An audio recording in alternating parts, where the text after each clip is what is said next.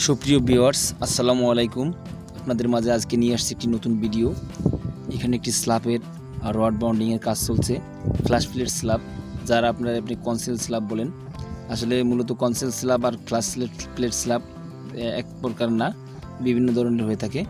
এখানে আপনার 16 মিলি রড দিয়ে কনসেল স্ল্যাব দেওয়া হয়েছে। এখানে বার খাওয়ানো হয়েছে 6টা, 7টা কিংবা 8টা, এরকমভাবে যে এখানে যে স্প্যানে যতটুকু লাগে ততটুকু দেওয়া হয়েছে। দূরত্ব হিসেব করে তারপর আপনার এখানে রড বা কিংবা বিম দেওয়া হয়েছে।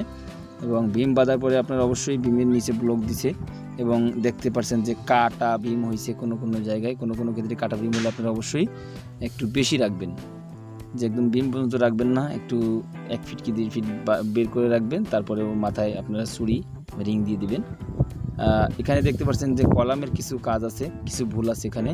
এই কলামের যে লেপগুলা L4-এ দিতে হয়, সেগুলা সেই L4 পর্যন্ত আপনারা আনতে হবে। ছাদের উপরে অবশ্যই আপনার 5 ফিট থাকতে হবে। যদি 10 ফিট কলাম হয় 5 ফিট থাকতে হবে। মিডলে 1 ফিট 2 ফিট আপ ডাউন করে তারপরে লেপটা দিতে হবে।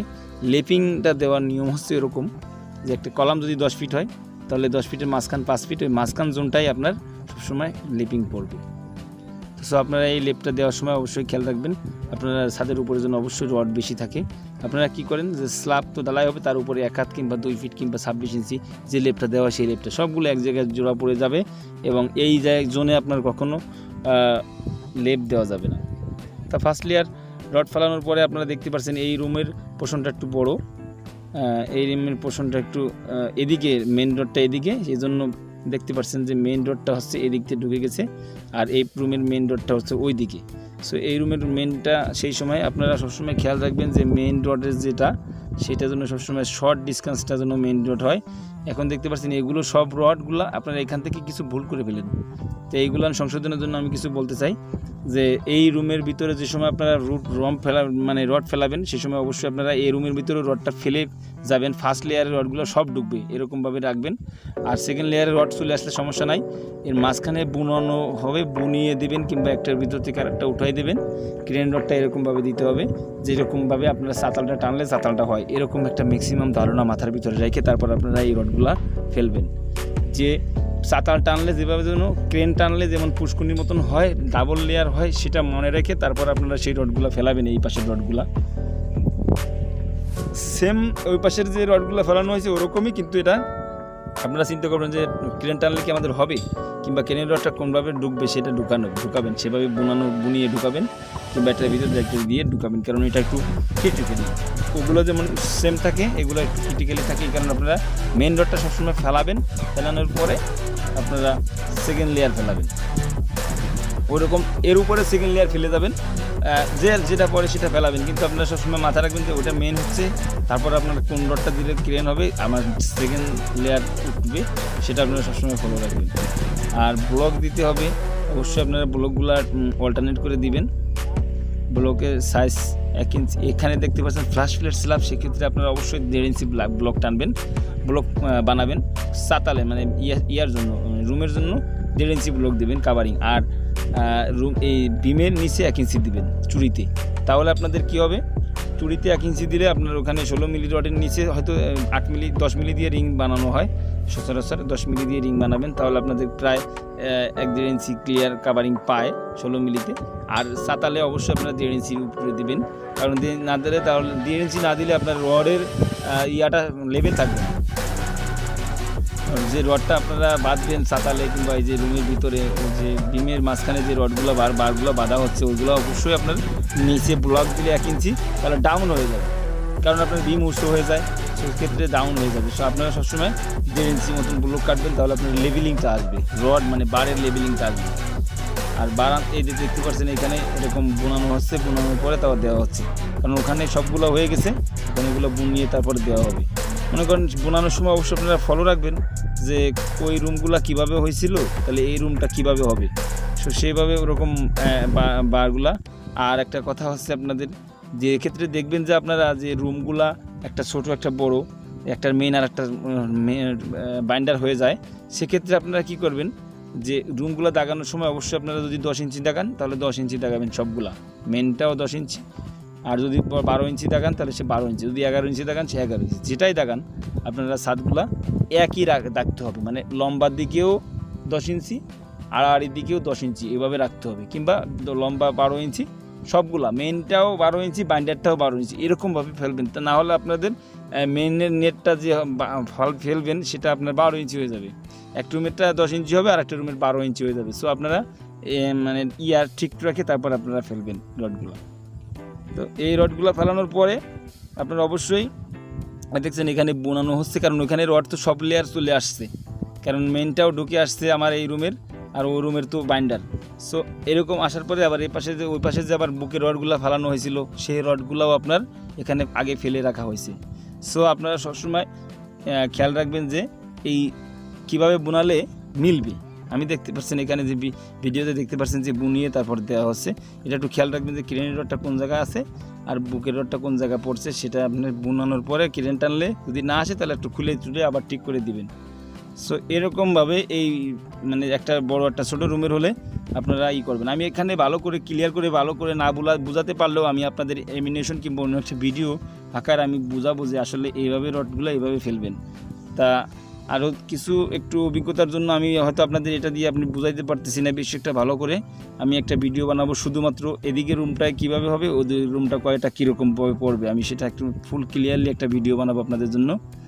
আর যে সময় আপনারা লেপিং দিবেন সবসময় বিমের লেপিংগুলা জয়েন্টগুলা টেনশন জোন বলতে আর একটা আছে, আপনার টেনশন জোনে অবশ্যই আপনারা লেপিং ফেলবেন না টপ রডের, আর বটম রডের অবশ্যই আপনারা যে ওয়েট জোন আছে সেখানে আপনারা কখনো দিবেন না, এই লেপিং দিবেন না। 16 মিলি রডের লেপিংগুলো অবশ্যই এরকমভাবে জায়গায় দিবেন না যে সমস্ত জায়গায়, যেমন বটম নিচের লাইনে মাঝখানে কখনো বটম দিবেন না, নিচের লেয়ারের যে বিমের বারগুলো আছে রডগুলো আছে সেখানে মাঝখানে L4-এর যে মাঝখানটা সেই মাঝখানে কখনো লিভিং দিবেন না।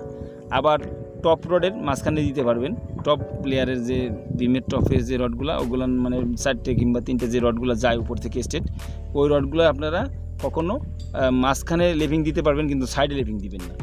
সো আপনারা টেনশন জোনটা একটা আছে, ওই জোন আছে একটা কিছু জায়গা আছে যে ওই সমস্ত জায়গায় আপনারা, তবে আপনারা খালি এগুলো ফলো করবেন যে কলামের গোড়া থেকে যদি কলামের গোড়ায় যদি লেপিং পড়ুক, কিংবা কলামের গোড়া থেকে 1 ফুট কি 1.5 ফিট দূরে পড়লে সমস্যা নাই, টপ রডগুলা মাঝখানে লেপিং পড়লে সমস্যা নাই।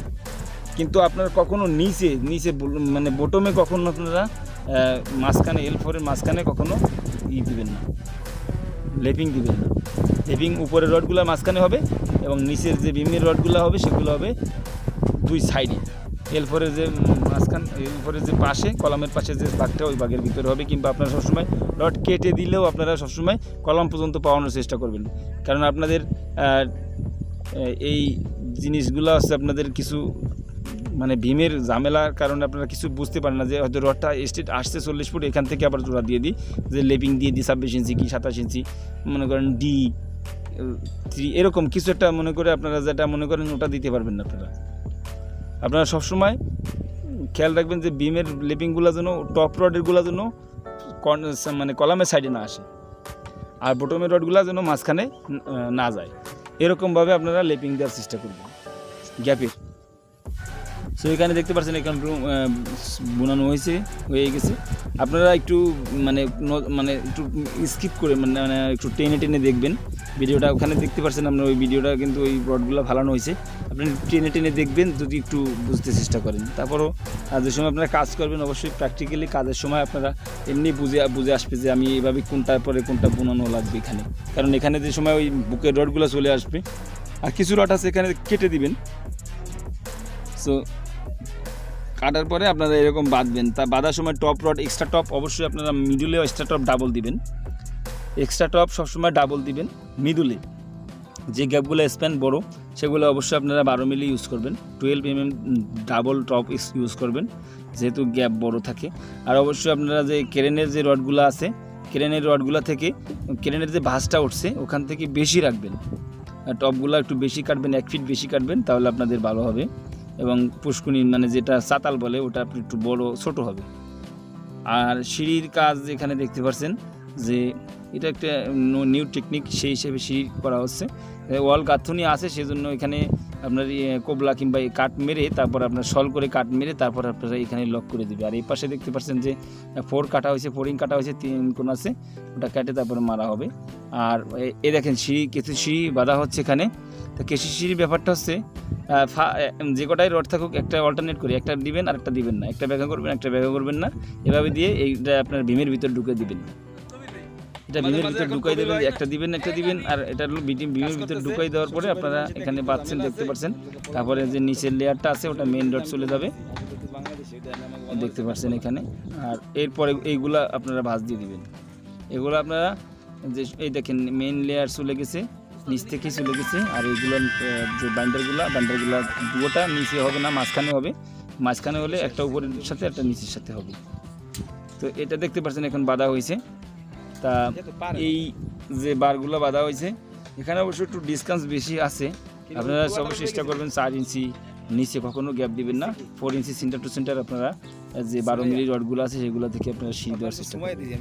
এটা যেহেতু একতলা কিংবা দোতলা বাড়ির কাজের এজন্যই বেশি একটা গুরুত্ব দেওয়া হয় না। আসলে সব কাজই গুরুত্ব দেওয়া উচিত।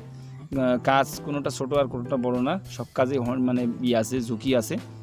তো আপনারা এরকম দেখতে পাচ্ছেন এখন আপনার এই সিঁড়ি, কেসি সিঁড়ি। এখন আবার এই যে রডগুলো ছিল সেই রডগুলো ভাঁজ করে উপরে দেওয়া হয়েছে। ফার্স্ট লেয়ারই দেখতে পাচ্ছেন সবগুলো রড মনে করেন 10টা থাকলো, 5টা ভিতরে ঢুকলো, 5টা ভীমের উপর থেকে গেল। এই মেইন রডগুলাই এখানে একটা কেসি হবে, সেই কেসিটা অনেকটা মজবুত হবে। কেসি অনেক ধরনের থাকে, আমরা হয়তো এই ধরনের সচরাচর করে থাকি, তবে এটার যুক্তিসঙ্গত যে এটা একটা আসলে ভালো মানের কেসি, এই জন্য আমরা এভাবে দিয়ে থাকি।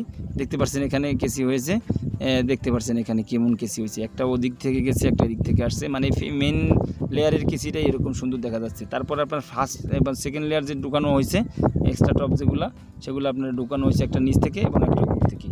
মানে নিচে যেরকম ফার্স্ট লেয়ারে যেরকম 10টা রড, একটা 5টা নিচ থেকে 5টা উপর থেকে গেছিলো ভীমের, ঠিক সেম এরকমও ওই টপগুলোও 5টা নিচ থেকে 5টা উপর থেকে যাবে। এরকম কেসি উৎপন্ন হবে, 2 পদের কেসি হবে এখানে। তা এরকম জোড়া দিয়ে তারপর আপনারা কাজ করবেন, তাহলে আপনাদের এটা স্ট্রং এবং মজবুত হবে বেশি। এই যে দেখেন লোড ক্যালকুলেশনটা একটু বেশি হবে, কারণ এখানে দেখেন স্পান পুরো ফুল উঁচু করে রাখছে, এখানে ব্লকও দিতে হবে না। সেকেন্ড লেয়ার যে ফার্স্ট লেয়ারের মাঝখানে ব্লকও দিতে হবে না, এটা পুরো স্পান উপর করে রাখছে, কারণ এটা হলো আপনার হয়েছে, অনেক শক্ত হয়েছে। তারপর আপনারা ধাপের কাট মারার পরে এটা খুব ইজি, 4 মারার পরে আপনার ধাপের কাট একলেই মারা যায়, এমনিই মারা যায়। সো এমনি পাশ থেকে মেরে দিলেই আর মাঝখান থেকে একটা টানা মারলেই আপনার ধাপের কাট মেরে যাবে। অবশ্যই ঢালাই দেওয়ার সময় খেয়াল রাখবেন, সবসময় বায়োমিটার মারবেন। আর আপনারা যে ভুলগুলো করে থাকেন যে কর্নার বারগুলো দেওয়া হয় না, আসলে আপনারা স্প্যান বড় থাকলে কর্নার বার অবশ্যই দিবেন। টাই বিমে কর্নার বার বিশেষ করে বেশি জরুরি, হয়তো ফ্ল্যাশ স্ল্যাবে বেশি কর্নার বার জরুরি না। আর এখানে দেখেন ফোম দিয়ে বিট মারা হচ্ছে, আসলে কাঠ দিয়ে মারলে বেটার হয়, তারপর ফোম দিয়ে মারলে একটু বেকা টেকা হলেও মোটামুটি চলে, তবে ফোম ডাবল মারতে হয়, তাহলে আপনাদের বিটগুলো অনেক সুন্দর হবে। তা আপনারা এই সমস্ত বিল্ডিংয়ের ভিডিও পেতে অবশ্যই আমাদের সাথে জুড়ে থাকবেন। ভিডিওতে অবশ্যই আপনারা কমেন্ট করবেন, অবশ্যই আপনাদের উত্তর দেওয়ার চেষ্টা করব। আর যদি ভালো দক্ষ কারিগর দিয়ে আপনারা কাজ করাতে চান অবশ্যই আমাদের সাথে যোগাযোগ করবেন কমেন্ট বক্সে, এবং নাম্বারের সাথে যোগাযোগ করবেন, অবশ্যই নাম্বার দেওয়া থাকবে ডিসক্রিপশন বক্সে। তা আপনারা দক্ষ কারিগর এবং ভালো একটা ইঞ্জিনিয়ারের পরামর্শ নিয়ে ভালো একটা ফোরম্যানের সাহায্যে একটা বিল্ডিংয়ের কাজ করা নেবেন। আর সার ঢালাইতে অবশ্যই কেমিক্যাল ইউজ করবেন, যে বাজারে যে কেমিক্যাল আছে আপনারা আশেপাশে এই সমস্ত একটা কেমিক্যাল ইউজ করবেন, কারণ এখনকার সিমেন্টের যে ওটার সাথে আপনার রেইন স্পটের যে আমাদের দেশের ওয়েদার আছে।